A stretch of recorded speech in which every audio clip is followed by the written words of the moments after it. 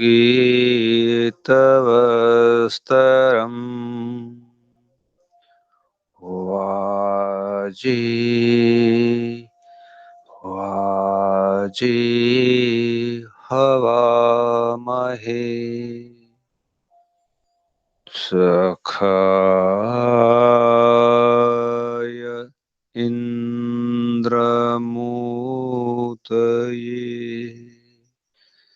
सखाय इन्द्रमूतये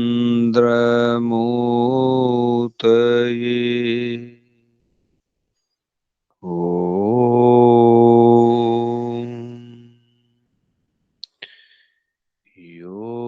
योगेन योगो ज्ञातव्यो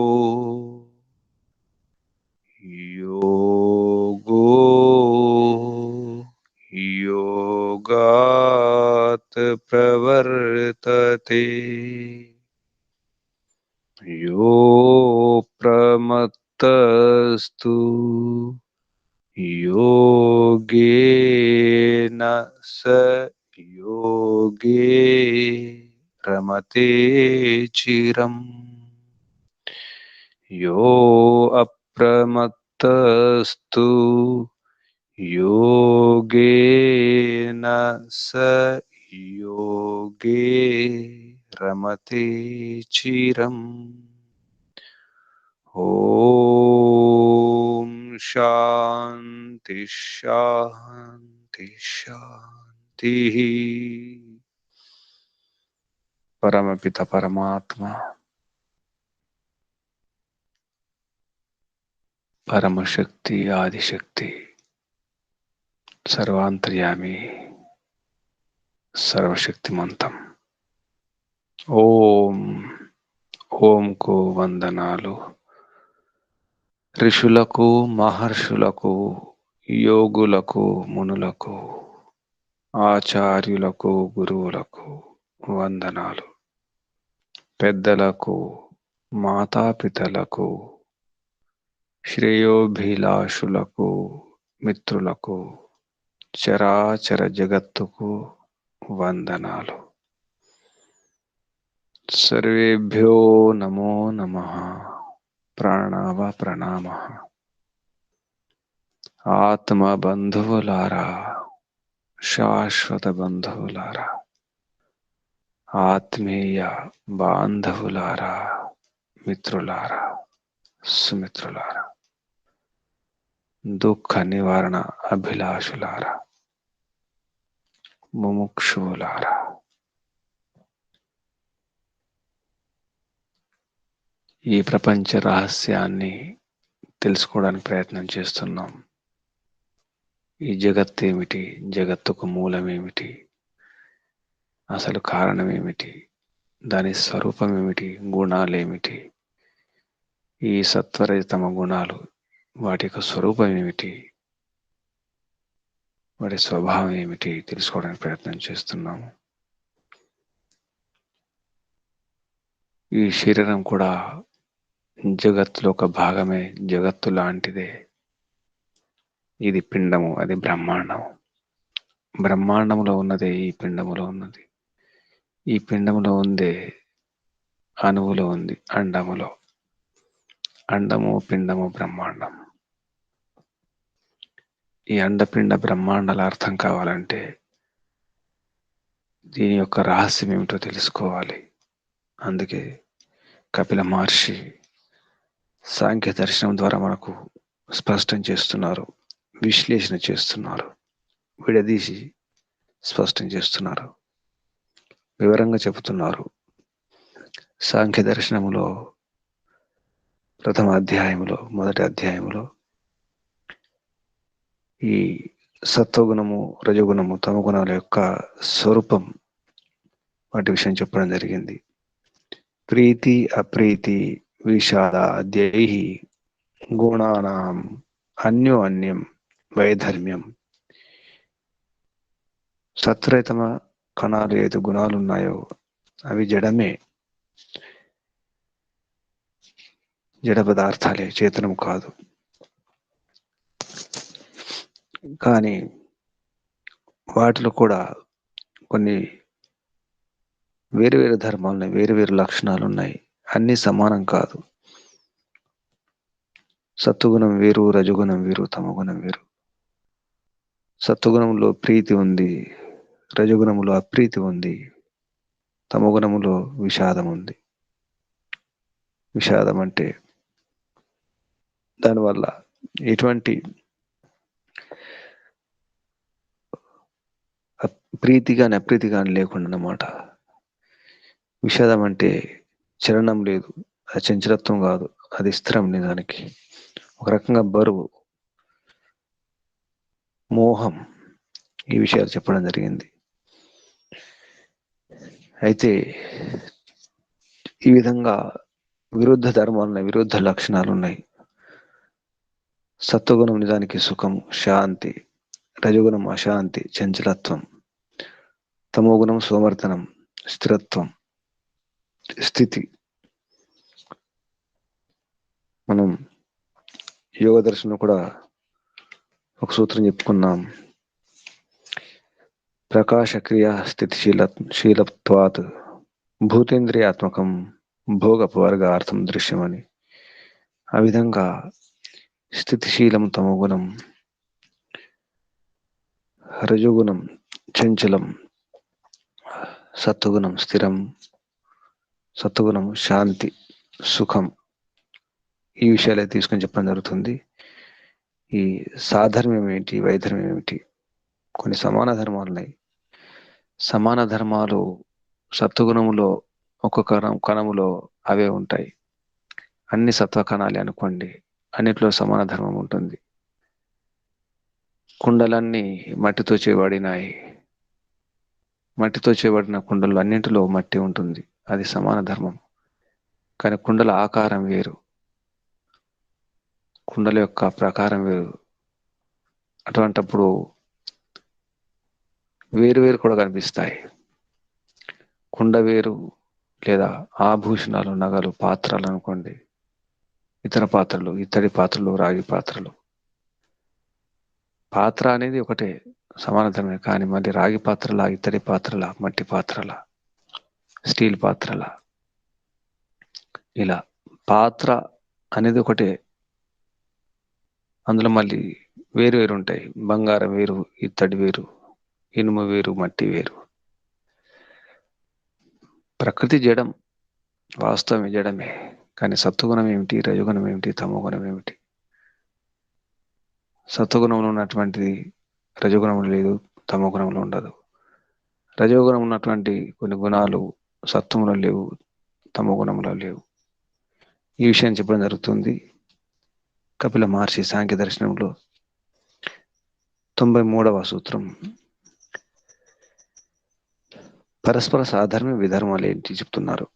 లఘువాది ధర్మై సాధర్మ్యం వైధర్మ్యం చ గుణానాం. ఈ గుణాలు ఏవైతే ఉన్నాయో, సత్వ రజతమ గుణాలు, ఈ గుణాల్లో వాటికి కొన్ని స్వభావాలు ఉన్నాయి, కొన్ని లక్షణాలు ఉన్నాయి.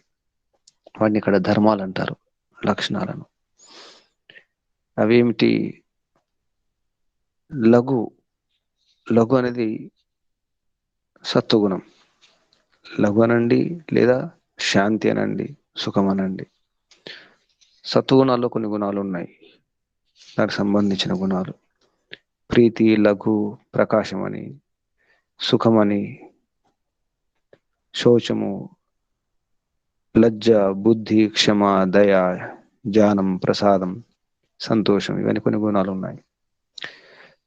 రజగుణంలో కూడా కొన్ని గుణాలు ఉన్నాయి. అప్రీతి, ప్రవర్తించడం, చలము, దుఃఖము, ద్వేషము, ద్రోహము, నింద, హఠము, తిరస్కారము, వంచన, శోకము, అశాంతి, ఇవన్నీ కూడా. అలాగే తమ గుణంలో కూడా కొన్ని గుణాలు ఉన్నాయి. విషాదము, బరువు, ఆవరణ, మోహము, అజ్ఞానము, మదము, ఆలస్యము, సోమర్తనము, భయము, దైన్యము, దీనత్వము, అకర్మణ్యత, నాస్తికత, స్వప్నము, నిద్ర, ఇవి తమ గుణం యొక్క లక్షణాలు. వీటిని బట్టి ఏం తెలుస్తుంది? సత్వగుణం వేరు, రజోగుణం, తమోగుణం వేరు. ఈ 3 గుణాలు వేరు వేరు అని తెలుస్తుంది. ఆ విషయాన్ని ఇక్కడ చెప్పడం జరుగుతుంది.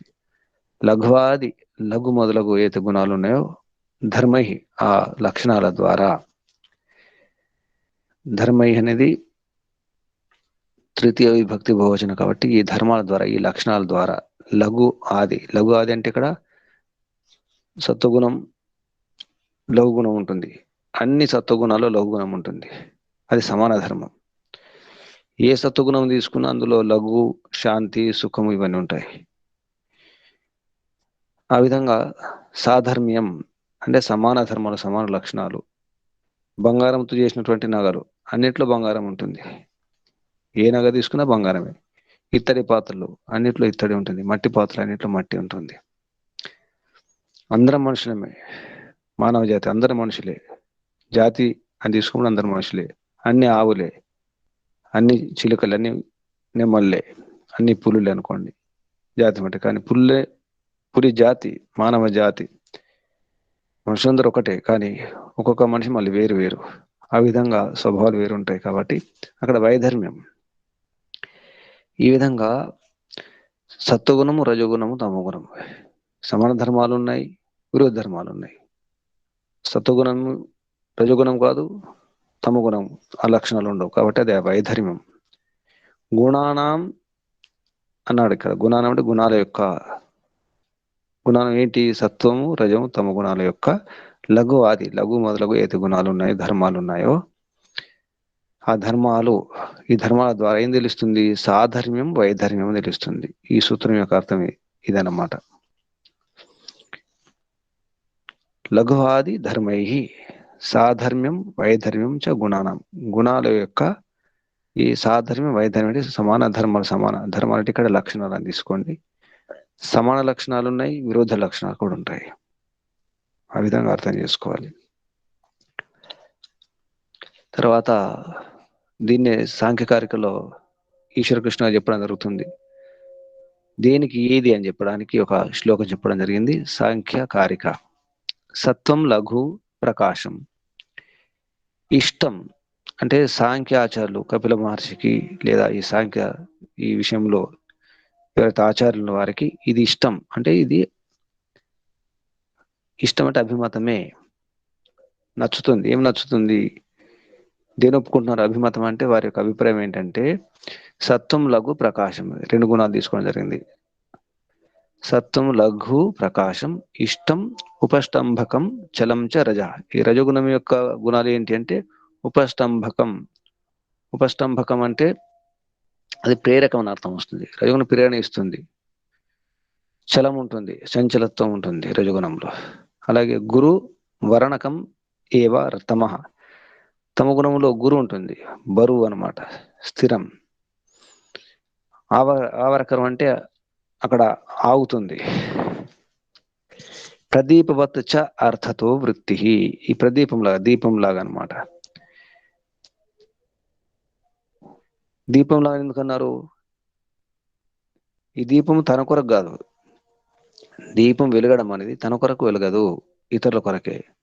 అంటే ఇవన్నీ కలిపి, సత్వగుణము, రజగుణము కలిపి, తమగుణం అన్ని కలిపి ఇది దీపంలాగా. దీపంలాగా ఏంటి? ఇతరుల కొరకే. దీపం తన కొరకు కాదు. అలాగే ఈ సత్వగుణము, రజగుణం, తమగుణం ఇవి తన కొరకు కాకుండా పరార్థం కొరకు అనే అర్థంతో ప్రదీపవత్ చ అర్థత. ప్రదీపం లాగా అర్థం. దాని యొక్క ఉద్దేశం ఏంటి? దాని ప్రయోజనం ప్రదీపంలాగా, దీపంలాగా. తన కొరకు కాదు. ఏవైతే ఈ లక్షణాలు ఉన్నాయో, ఈ స్వభావం ఉందో, సత్వగుణంలో, రజగుణంలో, తమగుణంలో, ఇవి వాటి కొరకు కాదు, ఇతరుల కొరకు. ఇతరుల కొరకు అంటే పురుషుల కొరకు, అంటే ఆత్మ కొరకు. భోగ అపవర్గార్థం దృశ్యం. భోగం కొరకు, అపవర్గం కొరకే అంటే పురుషార్థం కొరకు. పురుషుని యొక్క అర్థం. అర్థం అంటే ప్రయోజనం, అర్థం అంటే ఉద్దేశం. ఈ విధంగా స్పష్టం చేస్తున్నారు కపిల మహర్షి. ఈ సాంఖ్యకారిక ద్వారా మనకు దేనికి ఏ లక్షణం ఉంది, ఏ స్వభావం ఉందని చెప్తున్నారు. సత్వం, లఘు, ప్రకాశకం, ఇష్టం. ఇష్టం అంటే ఇది నచ్చుతుంది, లేదా సాంఖ్య ఆచార్యులు అందరూ కూడా ఇది అభిమతమే. ఉపష్టంభకం సత్వం లఘు ప్రకాశకం ఇష్టం ఉపష్టంభకం చలం చ రజః గురు వర్ణకమేవ తమః ప్రదీపవచ్చార్థతో వృత్తి. ఈ విధంగా చెప్పడం జరిగింది. సరే, బాగానే ఉంది. ఈ ఈ హేతు అంటే కారణం ఉంటుంది. మనం ఒక సూత్రం చెప్పుకోవడం జరిగింది, 89వ సూత్రం. అందులో 8వ సూత్రం హేతుమత్ అనిత్యం సక్రియం అనేకం ఆశ్రితం లింగం. ఈ లింగం అవుతుందో ఈ కార్యం, లింగం అంటే ఇక్కడ కార్యం, ఈ కార్య జగత్తు, దీనికి హేతు ఉంది, కారణం ఉంది, ఇది అనిత్యం. తర్వాత సక్రియం, ఇది ఇందులో క్రియాశీలత ఉంది. ఇది అనేకం అని చెప్పడం జరిగింది, ఆశ్రితం అవుతుంది. ఇది ఈ జగత్తు గురించి చెప్పేటప్పుడు చెప్పడం జరిగింది. ఈ గుణాలు దీంట్లో ఉన్నాయన్నమాట. ఈ హేతుమత్వం, ఈ అనిత్యం, ఇవన్నీ కూడా అయితే ధర్మాలు ఉన్నాయో, లక్షణాలు, ఈ మొత్తం అన్నిట్లో ఉంటాయి. మనకు కనిపించే జగత్తులో అన్నిట్లో ఇది కనిపిస్తుంది. కానీ ఏదైతే మహతత్వము, అహంకారము, ఇంద్రియాలు, మనస్సు, తన్మాత్రలు, పంచమహాభూతాలు ఉన్నాయో, ఇవేమిటి? దీని దీని దీని గురించి చెప్పడానికి ఇక్కడ అంటే మహతత్వం, మన ఏదైతే సత్వరహితమ సామ్యవస్థ, ప్రకృతి మహత్ అహంకారం అని చెప్పుకుంటాము. ఇప్పుడు మహతత్వం గురించి చెప్తున్నా. మహతత్వం అనేది అది మూల ప్రకృతి అవుతుందా లేదా ఆత్మన? అది ఏమిటి? మహతత్వం అనేది మూల ప్రకృతి అవుతుందా లేదా ఆత్మ అవుతుందా? ఈ సందేహాన్ని స్పష్టం చేస్తున్నారు 94వ సూత్రం ద్వారా కపిల మహర్షి. ఉభయ అన్యత్వాత్ కార్యత్వం మహదాదే ఘటాదివత్. ఉభయ అన్యత్వాత్, ఉభయం అంటే రెండు కావు, అన్యం, ప్రకృతి కాదు, పురుషుడు కాదు. పురుషుడు అంటే ఆత్మ, పురుషుడు అంటే పరమాత్మ కూడా. మహతత్వం అనేది ప్రకృతి కాదు, మూల ప్రకృతి కాదు, తర్వాత పురుషుడు కాదు, అంటే ఆత్మ పరమాత్మ కాదు. ఇది భిన్నం, అన్యత్వాత్, భిన్నం కావడం వలన. పంచమ విభక్తి ఏకవచనం. ఉభయ అన్యత్వాత్, ఉభయం కాకుండా ఇతరం అవడం వల్ల, భిన్నం కావడం వల్ల, ఈ కారణంగా మహదాదే, ఆది, మహతత్వం ఆది అంటే మహతత్వం, అహంకారం, ఇంద్రియాలు, తన్మాత్రలు, పంచమహాభూతాలు. ఇవన్నీ ఏంటి అంటే కార్యత్వం. ఇది కార్యత్వం ఉంది, ఇది కార్యం అంటారు. కార్యం అనే ఏది గుణం ఉందో, కార్యత్వం అంటే కార్యం, గుణం, కార్యతనం, కార్యత్వం. ఘటాధివత్, ఘటం అంటే కుండ మొదలగు వాటి ద్వారా, దానికి సమానం. వర్త అంటే సమానం. ఘట ఆదివత్, కుండ లేదా వస్త్రాలు, వస్తువులు, వీటిలాగే ఇది కూడా సిద్ధిస్తుంది. అంటే ఇది కార్యం. మహతత్వం అనేది, అహంకారం అనేది, ఇంద్రియాలు, తన్మాత్రలు, పంచమహాభూతాలు, ఇవి కార్యాలు. అది మూల ప్రకృతి కాదు, ఆత్మ పరమాత్మ కాదు. ఉభయ అన్యత్వాత్, ఇది ఉభయం. ఉభయం ఉభయం అంటే రెండు, రెండు కాదు. ఏంటి మరి? కార్యత్వం. మూల ప్రకృతి కాకుండా, అంటే చేతనం కాదు, అచేతనం కాదు. ఏంటి మరి? అది మధ్యలో ఉంటుంది, అటు కాకుండా ఇటు కాకుండా. దాన్ని ఏమంటారు? కార్యం అంటారు అని చెప్పడానికి ఈ సూత్రం చెప్పడం జరిగింది. ఉభయ అన్యత్వాత్ కార్యత్వం మహదాదే ఘటాతివత్, ఘట ఆదివత్. ఈ విధంగా స్పష్టం చేస్తున్నారు.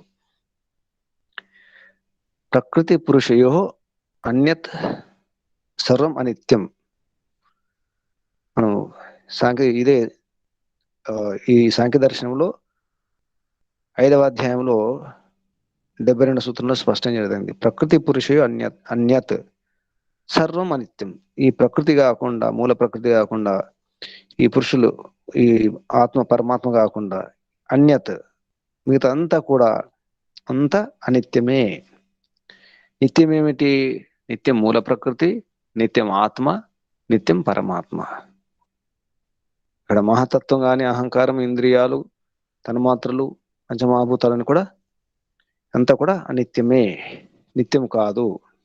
తర్వాత అది చేతనం కూడా కాదు. మధ్యలో ఏముంది? మధ్యలో ఏమిటంటే కార్యం అన్నమాట. ఈ కనిపించే ఇదంతా కూడా కార్యమే అని చెప్పడానికి ఈ సూత్రం చెప్పడం జరిగింది. మరొక సూత్రం ద్వారా కూడా దాన్ని రుజువు చేయడానికి ప్రయత్నం చేస్తున్నారు కపిల మహర్షి. ఇది కార్యమే, ఎందుకంటే పరిమాణాత్ అని చిన్న సూత్రం, ఒకే శబ్దంతో ఈ సూత్రం. పరిమాణాత్, పరిమాణం ఉంది, దీనికి లిమిట్ ఉంది, సీమితం. ఇది పరిమితం. పరిమాణం అంటే పరిమితం అన్నమాట. ఈ మహతత్వం ప్రపంచమంతా, బ్రహ్మాండమంతా మహతత్వం లేదు, ఇంకా ఉన్నాయి కదా. ఇప్పుడు కుండ అనుకోండి, మట్టి కుండ లేదా ఇత్తడి కుండ, ఇత్తడి పాత్ర అనుకుంటే ప్రపంచమంతా ఇత్తడి పాత్రలు లేవు, ప్రపంచమంతా మట్టి పాత్రలు లేవు. ఇప్పుడు బంగారు ఉంగరం అనుకోండి, ప్రపంచమంతా బంగారు ఉంగరం కాదు కదా, మొత్తం బంగారం కాదు. ప్రపంచంలో మొత్తం బంగారం లేదు, మొత్తం ఇనుము లేదు. ఆ విధంగా దానికి పరిమితి ఉంది, అది సీమితం, అది లిమిటెడ్. కాబట్టి ఈ మహతత్వం కానీ, అహంకారం కానీ, ఇంద్రియాలు కానీ, తన్మాత్రలు కానీ, పంచమహాభూతాలు కానీ, మొత్తం పంచమహాభూతాలు లేవు, మొత్తం తన్మాత్రలు లేవు. అటువంటప్పుడు ఏం తెలుస్తుంది? ఇది మూల ప్రకృతి కాదు, తర్వాత ఆత్మ పరమాత్మ కాదు. మూల ప్రకృతి కాదు, ఆత్మ పరమాత్మ కాదు అని చెప్పడానికి ఈ సూత్రం చెప్పడం జరుగుతుంది. ఇది కార్యమే, ఇది కార్య జగత్తు, దీనికి ఒక పరిమితి ఉంది. అంతటా అన్ని మహతత్వాలు కావు, అన్ని అహంకారాలు కావు, అన్ని ఇంద్రియాలు కావు, అన్ని తన్మాత్రలు కావు. అంతటా బ్రహ్మాండం మొత్తం, ఈ జగత్తు మొత్తం కూడా. ఒక చెట్టు ఉందనుకోండి, వేప చెట్టు, మామిడి చెట్టు, మొత్తం వేప చెట్లే ఉండవు, మొత్తం మామిడి చెట్లే ఉండవు. అలాగా అంటే సర్వవ్యాపకం కాదు. మహతత్వం అనేది సర్వవ్యాపకం కాదు, అహంకారం సర్వవ్యాపకం కాదు, ఇంద్రియాలు కాదు, తన్మాత్రలు కాదు, పంచమహాభూతాలు కూడా సర్వవ్యాపకం కాదు. సర్వవ్యాపకం ఏమిటి? మూల ప్రకృతి, సత్వరతమ కణాలు సర్వవ్యాపకం, అంతటా ఉన్నాయి. ఇప్పుడు కూడా మూల ప్రకృతి ఇప్పుడు కూడా ఉంది. అంటే సత్వగుణాలు ఉన్నాయి, తమ గుణాలు ఉన్నాయి, రజోగుణాలు ఉన్నాయి, ఇప్పుడు కూడా ఆ కణాలు ఉన్నాయి. అందుకే నిర్మాణం జరుగుతూనే ఉంటుంది, ప్రళయం జరుగుతూనే ఉంటుంది. ప్రతి క్షణం నిర్మాణం జరుగుతుంది, ప్రళయం జరుగుతుంది. సత్వ కణాలు, రజో కణాలు, తమ కణాలు అంతటా ఉన్నాయి. అలాగే పరమాత్మ అంతటా సర్వవ్యాపకం లాగే. ఈ విధంగా అర్థం చేసుకోవాలి. పరిమాణాత్ చిన్న సూత్రం. మరొక సూత్రం చెప్తున్నారు. సరే, పరిమాణం, దీనివల్ల ఇప్పుడు పరిమాణం అంటున్నారు కదా, బాగుంది. మరి పరిమాణం అంటే జీవాత్మ కూడా పరిమాణం కదా, అది కూడా సీమితమే కదా. ఒక శరీరంలో ఒక జీవాత్మ ఉంటుంది, అంటే జీవాత్మ పరిమితం కదా. మరి ఇది కూడా సీమితమైనప్పుడు మరి జీవాత్మ ఎందుకు అనుకోకూడదు అనే సందేహం అన్నమాట. దానికి అర్థం ఏం చెప్తున్నారంటే, సమాధానంగా మనం 94వ సూత్రం చెప్పుకోవడం జరిగింది. 94వ సూత్రంలో విషయం చెప్పుకున్నాం. ఉభయత్వాత్ కార్యత్వం మహదాదే ఘటాధివత్ అని చెప్పుకున్నాం. ఆ విషయం ఇక్కడ చెప్పుకోవడం జరుగుతుంది. అందులో ప్రకృతి పురుషుల కంటే భిన్నము అనే ఒక మాట వచ్చింది. ఉభయ అన్యత్వాత్, ఉభయం ప్రకృతి కాదు, పురుషుడు కాదు అని చెప్పి చెప్పడం జరిగింది ఈ సూత్రంలో. ప్రకృతి పురుషుల కంటే భిన్నమైనటువంటి అయితే ఈ కార్యజగత్ ఉందో, మళ్ళీ అదే హేతు తీసుకుంటున్నారు. తీసుకొని ఇది అన్యం కాబట్టి అది సమన్వయాత్, ఇక్కడ సమన్వయం చేసుకుంటుంది. సమన్వయం ఏంటి? సమన్వయం అసలు సమన్వయం అంటే అర్థం ఏమిటి? సమన్వయం అంటే అర్థం చెప్పడం జరుగుతుంది ఇక్కడ. ఇప్పుడు కుండలు ఉన్నాయి, ఇత్తడి కుండలు లేదా మట్టి కుండలు అనుకోండి, పాత్రలు ఉన్నప్పుడు కూడా మట్టి పాత్రలు ఎన్నో ఉన్నాయి, కానీ అన్నింటిలో మట్టి ఉంది. బంగారు నగలు ఉన్నాయి, ఆభరణాలు, అన్నిట్లో బంగారం ఉంది. ఆ విధంగా సమానత ఉంది ఇక్కడ. సమన్వయత అంటే సమానమైనటువంటి రూపాలు ఉంది, స్వరూపం ఉంది, మూలం ఒకటే ఉంది. సం అన్వయం, ఈ పదాన్ని గమనించాలి. సమ అంటే మంచిగా, అను అంటే అనుసరించడం, అయం అంటే ఇది. దీన్ని అయం అను సమ మనం వెనక నుంచి ముందుకు తీసుకుంటే అయం అను సమ. సమ అంటే మంచిగా, అను అంటే అనుసరించడం, అయం అంటే ఇది. అంటే దీన్ని సరిగ్గా అనుసరించడం అని అర్థం వస్తుంది. అంటే సమానత అని అర్థం వస్తుంది. అంటే అది ఇది సమానమే. సమానమే అనే ఈ శబ్దం కూడా అంతే. స అంటే మంచిగా, మానం అంటే కొలతలు, అంటే అవే కొలతలు ఉన్నాయి.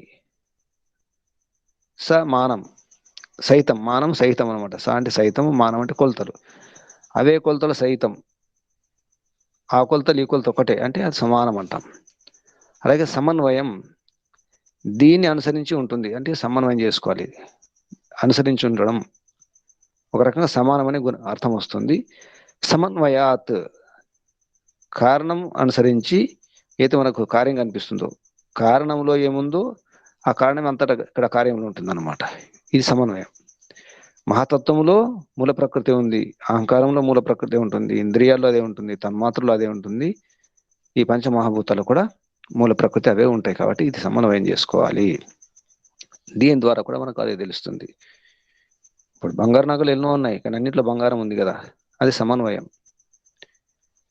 వస్త్రాలు ఎన్నో ఉన్నాయి, అన్నిట్లో దారాలు ఉన్నాయి, అది సమన్వయం అన్నమాట. ఈ విధంగా అన్ని ఒకటే, అన్ని జడాలే, అన్ని కార్యాలే. ఈ విధంగా సమన్వయం చేసుకున్న ద్వారా కూడా పురుషుడు వేరు, ఈ మహాతత్వం, ఈ కార్య జగత్తు వేరు. ఇక్కడ కార్య జగత్తు పురుషుడు గురించి చెప్పడం జరుగుతుంది. జీవుడు ఈ మహాతత్వం ఒకటి కాదు అని చెప్పడానికి ఈ సూత్రం సమన్వయాత్. ఎందుకంటే మనం ముందు చెప్పుకున్న 94వ సూత్రంలో ఉభయ అన్యత్వాత్, ఉభయం కాదు, ప్రకృతి కాదు, పురుషుడు కాదు అని మహాతత్వం గురించి చెప్పేటప్పుడు చెప్పుకున్నాం. అది కార్యం అని చెప్పేసి, ఇది కార్యమే, మరొకటి కాదు. అంటే మూల కారణం కాదు, చేతనము ఆత్మ కానీ పరమాత్మ కాదని చెప్పడానికి. అంటే ఈ మహాతత్వము తర్వాత ఈ అహంకారం, ఇంద్రియాలు, మనకు సందేహం రావచ్చు, ఇది మూల ప్రకృతి ఏమో, ఇది కారణం, మూల కారణం ఇదేనేమో అని సందేహం వస్తుంది. ఆ సందేహాన్ని నివృత్తి చేస్తున్నారు కపిల మహర్షి. మరొక సూత్రం ద్వారా స్పష్టం చేస్తున్నారు.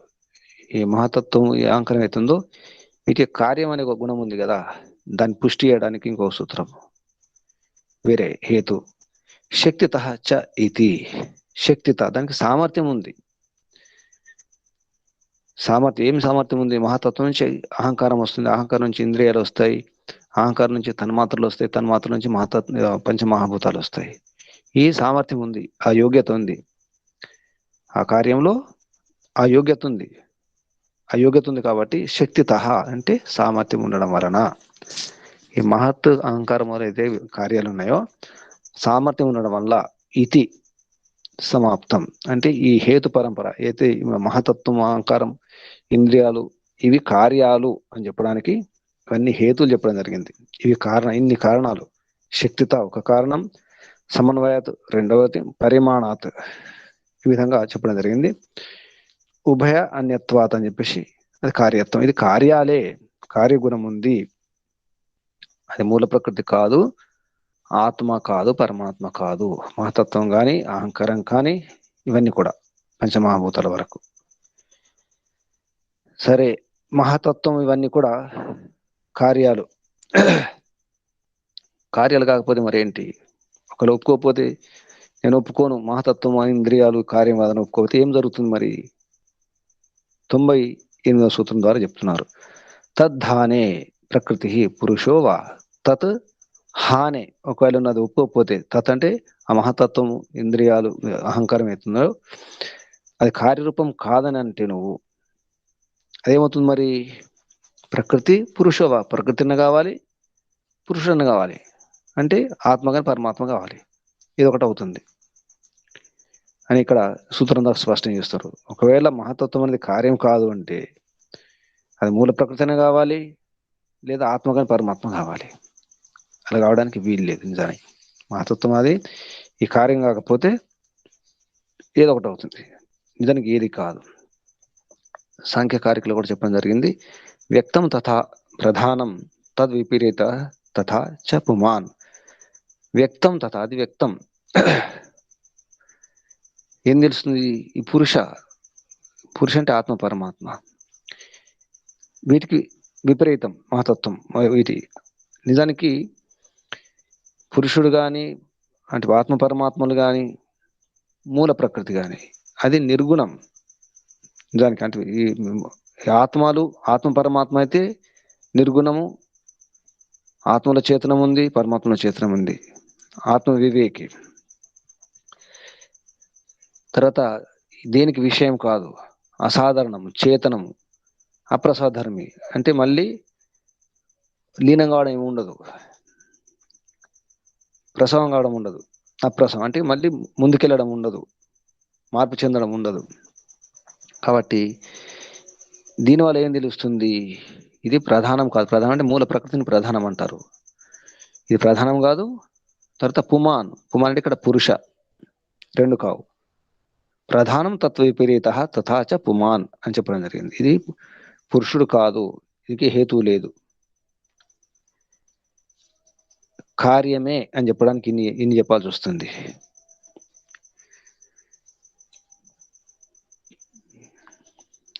అటువంటప్పుడు మరి ఏం చేయాలి అంటే ఇంకో సూత్రం చెప్తున్నారు. తయోహో అన్యత్వే తుచ్చత్వం. ఇది నిజానికి మహతత్వం అనేది కార్యరూపం అనే ఒప్పుకోవాల్సిందే, ఇంకా మరొక మాట లేదు అని చెప్పడం జరుగుతుంది. తుచ్చత్వం అంటే ఇక్కడ అభావం అని చెప్పేసి అనుకోవడానికి వీల్లేదు. మహతత్వము కానీ అహంకారాలు ఇవి అయితే ఉన్నాయో ఇది కార్యం కాదు, మూల ప్రకృతి కాదు, ఏది కాదంటే ఏంటి మరి? అభావం అని ఒప్పుకోవాల్సి వస్తుంది. అంటే లేదానికి భావం లేదు, అది లేదు, దాని ఉనికి లేదని చెప్పి ఒప్పుకోవాల్సి వస్తుంది. మూల ప్రకృతి కాదు, కార్యము కాదు, చేతనము కాదు. మూడు కాకపోతే ఏంటి మరి? తయో అన్యత్వే తుచ్చత్వం, అతుచ్చమైపోతుంది, వ్యర్థమైపోతుంది, అభావం అయిపోతుంది. తుచ్చం అంటే ఇక్కడ అభావం, లేకుండా అయిపోతుంది. మనం అంటాం తుచ్చము, వ్యర్థం అంటాం. అంటే ఈ మహతత్వం కానీ, అహంకారం కానీ, ఇంద్రియాలు కానీ, తన్మాత్రలు కానీ, పంచమహాభూతాలు ఇవన్నీ కూడా తుచ్చమైపోతాయి, అంటే అభావం అయిపోతాయి, లేకుండా అయిపోతాయి. ఏది కాకపోతే ఏదో ఒకటి కావాలి కదా. మూల ప్రకృతిని కావాలి, కారణం కావాలి, మూల కారణం, లేదా కార్యమన కావాలి, లేదా చేతనమన కావాలి, ఆత్మ పరమాత్మలు కావాలి. ఏది కాదంటే ఏమవుతుంది? అది అభావమే, లేకుండా పోతుంది, తుచ్చమైపోతుంది అని చెప్పడానికి 99 సూత్రంలో స్పష్టం చేస్తున్నారు. తయో అంటే ఇక్కడ ఈ ఏదైతే ఉందో, ఈ తయోహో, ఈ మహతత్వం ఏదైతుందో, అంటే తయో అంటే ఇక్కడ రెండు, ప్రకృతి పురుషుడు, వీటి యొక్క తయో అంటే షష్ఠి విభక్తి ద్వివచనం. ప్రకృతి పురుషయో అని చెప్పాలి. తయో అంటే ప్రకృతి పురుషయోహో అన్యత్వే కాకుండా ఉంటే ఏమవుతుంది? తుచ్చమవుతుంది. తుచ్చత్వం. ప్రకృతి పురుషయో తయో అన్యత్వే తుచ్చత్వం. ప్రకృతి కాదు, మూల ప్రకృతి కాదు, పురుషుడు కాదు, అన్యమైపోతుంది. అన్యం అంటే ఏమవుతుంది? అప్పుడు కార్యం కూడా కాదు, అప్పుడు తుచ్చమైపోతుంది, వ్యర్థం అయిపోతుంది. కాబట్టి ఈ మహతత్వము ఇవన్నీ ఏదైతున్నాయో, అహంకారం, ఇవన్నీ కూడా కార్యాలే, ఇది కార్యమే. ఈ విధంగా అర్థం చేసుకోవాలని చెప్తున్నారు. ఇక్కడ మరొక సూత్రం ద్వారా స్పష్టం చేస్తున్నారు, అనుమాన ప్రమాణం ద్వారా. ఏంటి అనుమాన ప్రమాణం? కార్యాత్ కారణ అనుమానం తత్ సాహిత్యాత్. ఇక్కడ సాహిత్యం అనే శబ్దం ఒకటి వచ్చింది. తత్ సాహిత్యాత్ అంటే సహభావం ఒకటే. సాహిత్యాత్, సాహిత్యం అంటాం మనం. సాహిత్యం అంటే ఏంటి? సహభావం, ఒకటే భావం. తత్ సాహిత్యాత్ అంటే కార్యములో కారణముంది, కార్యములో కారణం ఉన్నది. ఈ సహభావం ఉంటుంది, దానికి అదే భావం, భావ సహితం అన్నమాట. అంటే భావం అంటే ఇక్కడ సత్తా, భూసత్తాయం, ఆ సత్తా ఉనికితో సహా ఉంది. కాబట్టి సాహిత్యాత్ కార్యాత్ కారణ అనుమానం. ఈ కార్యాత్ కారణం ఉండడం వలన, పంచమ విభక్తి ఏకవచనం, కార్యం ఉంది అందువలన కారణ అనుమానం, కారణాన్ని అనుమానంతో తెలుసుకోవాలి అంటే కార్యం ఎలా ఉంది దాన్ని బట్టి వెనక్కి ఆలోచిస్తే కారణం అర్థమవుతుంది. కార్యానికి కారణం ఉంటుంది, అలా అనుమానం ద్వారా తెలుసుకోవాలి. ఇది అనుమాన ప్రమాణం ద్వారా అర్థం చేసుకోండి అని చెప్పేసి 100వ సూత్రం ద్వారా స్పష్టం చేస్తుండ్రు కపిల మహర్షి. ఎందుకంటే వస్త్రంలో దారాలు ఉంటాయి, మన వస్త్రాలు చూస్తున్నాం, వస్త్రాలకు మధ్యలో దారాలు కనిపిస్తున్నాయి మనకు. ఆ దారాలు చూస్తున్న అందులో దూది ఉంటుంది, మళ్ళీ తంతువులు ఉంటాయి. ఒక పాత్ర ఉంది, ఆ పాత్రలో అది లోహ పాత్ర అనుకోండి, ఇనుప పాత్ర అనుకోండి, ఇది గాజు అనుకోండి, ఏదన్నా అనుకోండి, అందులో అది ఉంటుంది, కారణం ఉంటుంది. దేనికైనా కారణం ఉంటుంది, ఇది నియమం అన్నమాట. కార్యం ఉందంటే కారణం ఉంటుంది, ఇది నియమం. కాబట్టి కార్యాత్ కారణ అనుమానం, కార్యము వలన కారణాన్ని అనుమానం ద్వారా తెలుసుకోవాలి. మనం చేయాలి, అనుమానం ద్వారా దీన్ని అర్థం చేసుకోవాలి, తెలుసుకోవాలి అని చెప్తున్నారు ఇక్కడ. కార్యాత్ కారణ అనుమానం తత్ సాహిత్యాత్, అంటే కార్యంలో ఏది కనిపిస్తుందో కారణంలో అదే ఉంటుంది. అంటే కారణంలో లేకుండా కార్యంలో రాదు. మనకు ఒక వేప చెట్టు ఉందంటే వేప గింజ ఉంటుంది, వేప గింజలో ఆ లక్షణాలు ముందే ఉంటాయి. ఒక మర్రి గింజ అంటే మర్రి గింజలో మర్రి చెట్టు యొక్క లక్షణాలు అన్నీ ఉంటాయి. ఆ విధంగా అన్నమాట. మర్రి చెట్టును చూస్తున్నాం కానీ ఆ గింజను కూడా చూడాల్సి వస్తుంది. ఆ విధంగా కార్యాత్ కారణ అనుమానం చేయాలి. కార్యం చెట్టును చూసి మనం మూలం కూడా అర్థం చేసుకోవాలి. అలాగే ఈ ప్రపంచం ఏతుందో కార్య జగత్తు, ఈ కార్య జగత్తును చూసి కారణ జగత్తును అర్థం చేసుకోవాలి అని చెప్తున్నాను, ఇక్కడ చెప్పడం జరుగుతుంది. తత్ సాహిత్యాత్, ఈ సాహిత్యం వలన, అంటే సహభావం వలన, సహభావం ఉండడం వలన, ఈ కారణంగా కార్యాత్ అంటే మహతత్వం అహంకాలు ఏవైతే ఈ కార్యాలు ఉన్నాయో కారణం, వాటి కారణం ఉంది, ప్రకృతి రూప కారణం, ఉపాదాన కారణం ఉంది, ఇది అనుమానం ద్వారా తెలుస్తుంది అని చెప్తున్నారు 100వ సూత్రంలో కపిల మహర్షి. కార్యాత్ కారణ అనుమానం తత్ సాహిత్యాత్. అయితే ఈ ప్రకృతి ఏతుందో, ప్రకృతి మరి దాని యొక్క స్వరూపం ఏమిటి, మరి మూలానికి వెళ్ళడం జరుగుతుంది. మూల కారణం ఏంటి, అది ఎలా ఉంటుంది అంటే అవ్యక్తం త్రిగుణాత్ లింగాత్. ఈ త్రిగుణాత్మకమే, సత్వరతమ కణాలు, ఆత్మకం అంటే స్వరూపం అనమాట, త్రిగుణ స్వరూపం ఇది. లింగాత్, ఈ లింగాలు ఏంటి, మహతత్వం, అహంకారం, ఇంద్రియాలు, తన్మాత్రలు, పంచమహాభూతాలు. లింగాలు, లింగాలు అంటే లక్షణాలు, గుర్తులు, చిహ్నాలు అనమాట. ఈ లింగాత్, ఈ లింగము ద్వారా ఉండడం వలన లక్షణాలు కనిపిస్తున్నాయి కాబట్టి సుఖము దుఃఖం మోహం కనిపిస్తుంది మనుషుల్లో స్వభావంలో. బయట ప్రపంచంలో సుఖ దుఃఖం ఉంది, వీటి ద్వారా ఈ ప్రపంచం కనిపిస్తున్నట్టు ఈ వస్తువులు, ఈ ఈ గ్రహాలు, నక్షత్రాలు, వీటి ద్వారా ఇదంతా దేని ఏమి తెలుస్తుంది అంటే అవ్యక్తం, అవ్యక్తం అని తెలుస్తుంది. అంటే అవ్యక్తం అంటే మూల ప్రకృతిని అవ్యక్తం అంటారు. అవ్యక్తం ఉంది, మూల ప్రకృతి ఉంది, అది అవ్యక్త రూపంలో ఉంది అని చెప్పడానికి ఈ సూత్రం చెప్పడం జరుగుతుంది. 101వ సూత్రం అవ్యక్తం త్రిగుణాత్, ఇది 3 గుణాలు, త్రిగుణాత్, తర్వాత లింగాత్, 3 సత్వరతమ గుణాలయ ఉండడం వలన వాటి ఇవి లింగాలు. లింగం అంటే లక్ష్యం అని చెప్పుకున్నాము, సంకేతాలు లేదా చిహ్నాలు, గుర్తులు ఇవి ఉన్నాయి కాబట్టి ఇది అవ్యక్తం. ఎలా అభివ్యక్తం అవుతుంది, ఎలా ప్రకటన అవుతుంది మరి అంటే ఈ లింగాల ద్వారా, బయట ఈ ప్రపంచంలో కనిపించే వస్తువుల ద్వారా, ఈ గ్రహాలు, నక్షత్రాలు, వీటి ద్వారా, ఈ పర్వతాల ద్వారా, మేఘాల ద్వారా, వీటి ద్వారా మనకు దాని యొక్క మూలం అర్థం చేసుకోవాలి. ఇది సాక్షాత్కారం అవుతుంది, ప్రత్యక్షం అవుతుంది. ఈ మహాతత్వంలో అయితే సుఖ దుఃఖాలు ఉంటాయో, అంటే మహాతత్వం నుంచి ఇంద్రియాలు ఇవన్నీ వస్తాయి.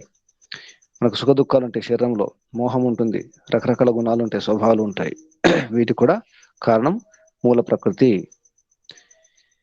మూల ప్రకృతి అవ్యక్తం, అంటే వ్యక్తం అని ఒప్పుకోకూడదు. మూల ప్రకృతి కనిపించదు, అది నిత్యం. ఈ విషయాన్ని సాంఖ్యకారికలు కూడా చెప్పడం జరిగింది ఈశ్వర కృష్ణ గారు.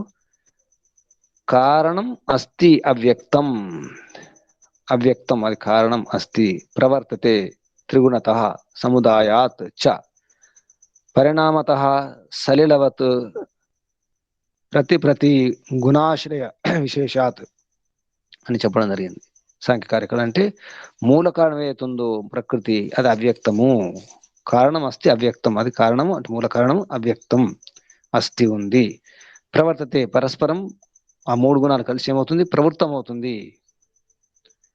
ప్రవర్తించి ఏమవుతుంది, త్రిగుణత, త్రిగుణాల ద్వారా సముదాయం ఏర్పడి అప్పుడు ఇవన్నీ పరిణమిస్తాయి. పరిణామత సలిలవత్, నీరులాగా. నీళ్ళు ఏం చేస్తాయి, నీళ్ళు మారుతుంటాయి, అప్పుడే గడ్డ కడతాయి, ద్రవ రూపంలో ఉంటాయి, తర్వాత ఆవిరి రూపంలో అలా మారుతాయి అన్నమాట. నీటిలాగా ఇది కూడా మారుతుంది. తర్వాత ప్రతి గుణ ఆశ్రయ విశేషాత్, విభిన్న రూపాల్లో మారుతుంది అన్నమాట, పరిణామం చెందుతుంది. నీరు గడ్డ రూపంలో ఉంటుంది, మంచు రూపంలో ఉంటుంది, ద్రవ రూపంలో ఉంటుంది, ఆవిరి రూపంలో ఉంటుంది. ఆ విధంగా ఈ ప్రపంచం అంతా మారుతుంటుంది, పరివర్తన చెందుతూ ఉంటుంది, పరిణామం ఉంటుంది అని చెప్పడం జరుగుతుంది సాంఖ్యకారిక ద్వారా. ఈశ్వర కృష్ణ గారు అంటే మూల కారణం అనేది అయితే ప్రకృతి ఉందో అది అవ్యక్తమే, అది ప్రవర్తిస్తుంది, ఆ త్రిగుణాలు ఉంటాయి, అది సముదాయం అవుతుంది, పరిణామం చెందుతుంది. సలిలవత్, నీటిలాగా అలా ఒకదానికొకటి ఆశ్రయించుకుంటాయి, ఒకదానికొకటి ఆశ్రయించుకుని ఈ ప్రపంచం అంతా ఏర్పడుతుంది. ఈ విషయాన్ని చెప్పడం జరిగింది. ఇక ఈ ప్రకృతి అయితే అవ్యక్తం అంటున్నారో అది నిజమా? ఆకాశ పుష్పంలాగే ఉంది మీరు చెప్పే మాటలు, అంత మిథ్య అని చెప్పడానికి ఇది ఒక సందేహం వస్తుంది. ఇప్పుడు వెనక్కి వెళ్తున్నారు, అవ్యక్తం అంటున్నారు, కనిపించదు అంటున్నారు. మూల ప్రకృతి అది ఆకాశ పుష్పంలాగే ఉంది. ఆకాశ పుష్పం అంటే అసలు నిజానికి ఆకాశ పుష్పంలో ఉండవు, కుందేటి కొమ్ము అసలు ఉండదు, అది శబ్దాలు ఉన్నాయి, అంత మిథ్య.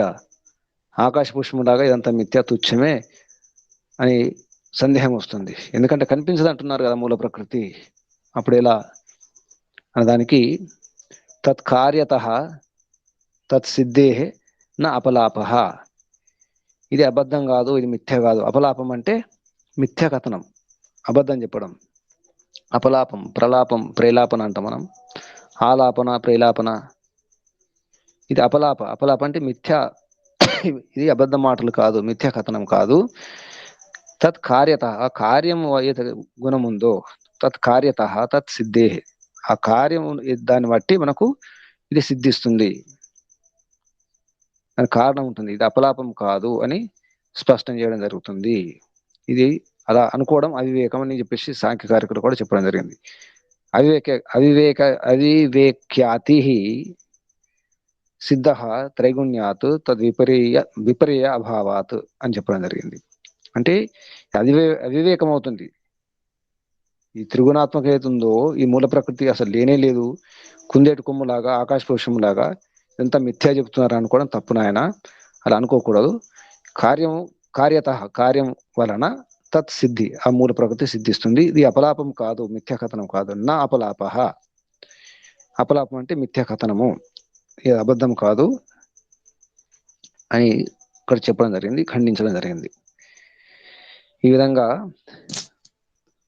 మూల ప్రకృతి ఏమిటి, ఈ మహతత్వం, అహంకారం, ఇంద్రియాలు, ఈ పంచమహాభూతాలు ఏమిటి అని చెప్పడం జరిగింది. తర్వాత మనకు అసలు ఈ పురుషుడు ఎవరు అనే విషయం తర్వాత మొదలవుతుంది. ఇక్కడ ఆపేద్దాం. ఓం శం.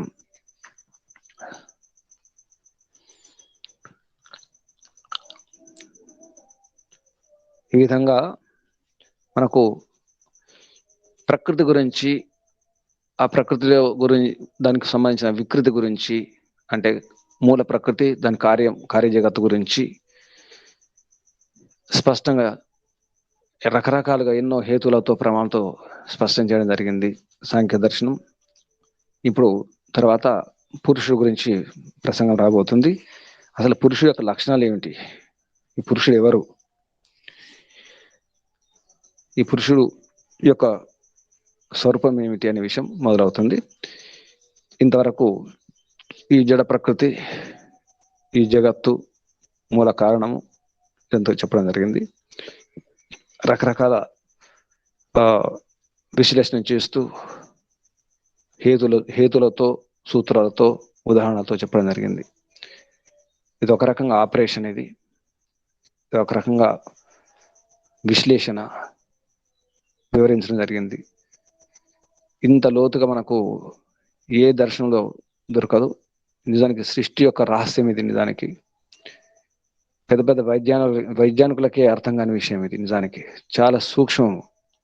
కొంచెం అజాగ్రత్తగా ఉంటే, ఒక శబ్దం, ఒక అక్షరం అజాగ్రత్తగా ఉంటే వేరే అర్థం వస్తుంది. అంత జాగ్రత్తగా చదవాలి, అక్షరాన్ని గమనించాలి. ఆ విధంగా ప్రయత్నం చేయాలి. జాగ్రత్తగా ఏకాగ్రత అవసరం ఉంటుంది.